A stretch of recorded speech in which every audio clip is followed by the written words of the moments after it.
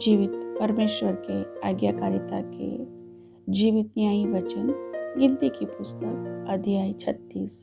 फिर यूसुफियों के कुलों में से गिलाद जो माकिर का पुत्र और मनश्शे का पोता था, उसके वंश के कुल के पितरों के घरानों के मुख्य मुख्य पुरुष मूसा के समीप जाकर उन प्रधानों के सामने जो इस्राएलियों के पितरों के घरानों के मुख्य पुरुष थे, कहने लगे, यहोवा ने हमारे प्रभु को आज्ञा दी थी कि इस्राएलियों को चिट्ठी डालकर देश बांट देना, और फिर यहोवा की यह भी आज्ञा हमारे प्रभु को मिली कि हमारे सगोत्री सलोफात का भाग उसकी बेटियों को देना।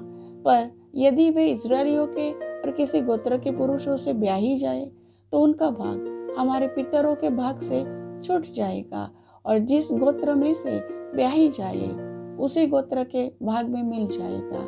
तब हमारा भाग घट जाएगा, और जब इस्राएलियों की जुबली होगी तब जिस गोत्र में वे ब्याही जाए उसके भाग में उनका भाग पक्की रीति से मिल जाएगा, और वह हमारे पितरों के गोत्र के भाग से सदा के लिए छूट जाएगा।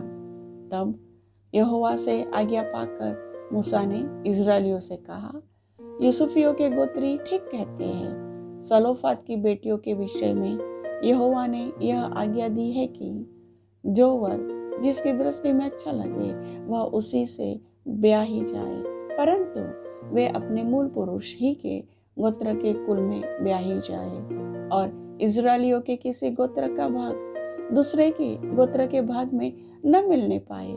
इस्राएली अपने अपने मूल पुरुष के गोत्र के भाग पर बने रहे, और इस्राएलियों के किसी गोत्र में किसी की बेटी हो जो भाग पाने वाली हो, वह अपने ही मूल पुरुष के गोत्र के किसी पुरुष से ब्याही जाए, इसलिए कि इस्राएली अपने अपने मूल पुरुष के भाग के अधिकारी रहे। किसी गोत्र का भाग दूसरे गोत्र के भाग में मिलने न पाए। इस्राएलियों के एक एक गोत्र के लोग अपने अपने भाग पर बने रहे। यहोवा की आज्ञा के अनुसार जो उसने मूसा को दी, सलोफात की बेटियों ने किया, अर्थात महला, तिर्सा, होगला, मिल्का और नोवा जो सलोफात की बेटियां थीं, उन्होंने अपने चचेरे भाइयों से ब्याह किया।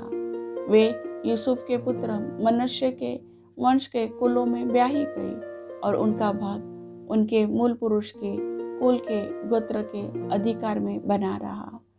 जो आज्ञाएं और नियम यहोवा ने मोआब के अराबा में यरीहो के पास की यरदन नदी के तट पर मूसा के द्वारा इस्राएलियों को दिए, वे यही है। प्रभु वचन सुनने वाले सभी भाई बहनों को आशीष दे। आमीन।